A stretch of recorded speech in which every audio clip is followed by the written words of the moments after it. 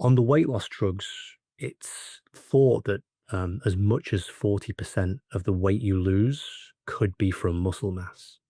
Obviously, exercise is very closely related to losing weight. Um, any considerations? I know there's some new medications on the market for helping. Could they have interactions with muscle mass and any considerations with people who are actively trying to lose weight through exercise and other means? So I think weight loss through solely through exercise is achievable. Again, if you're somebody with a higher starting body weight, perhaps you're living with obesity, incorporating an exercise program and having higher daily energy expenditure is a way to reduce weight, provided you don't compensate for the exercise by eating more at a later point in the day. Of course, the most effective approach always exercise with diet as well. Even if you are somebody who is unable to diet and reduce the amount of calories you eat in a day, you will still be getting those health benefits from exercise. Okay, so weight loss might not be that profound, but again, we think about the benefits of these tissues and organs throughout the body. It is still going to be there. So exercise only is still the top priority. When we think about the weight loss drugs, so pharmacotherapies, these the so-called touted miracle weight loss drugs that are now becoming more widely available and prescribed to treat obesity and type 2 diabetes, they do come with some considerations for muscle health as well. So, what these drugs do is effectively they seem to act predominantly by targeting our appetite.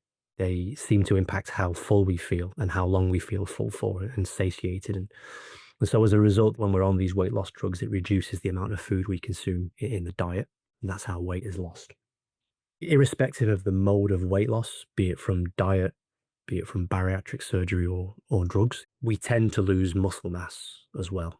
So what we're really after is fat mass loss, but actually when you don't consume as much energy or protein, that's obviously harmful for your muscles as well. On the weight loss drugs, it's thought that as much as 40% of the weight you lose could be from muscle mass.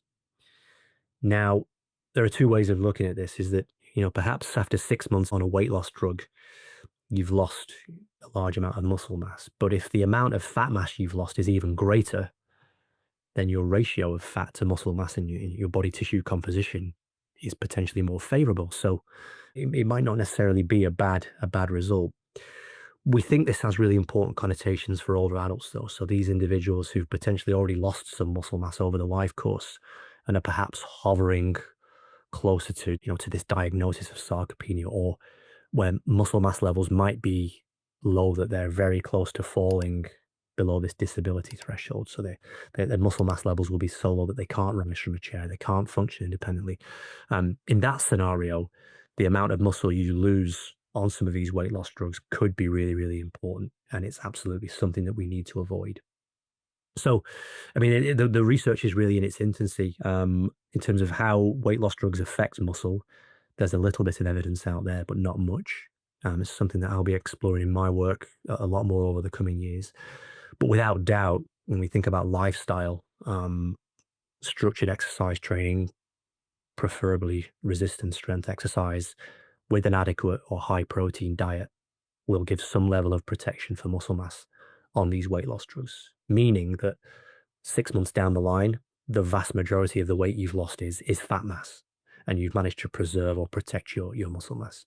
That's the best evidence we have at the moment, but really though, those trials aren't available at the moment. Nobody's done the work. So there's a lot more to be done in this rapidly expanding space.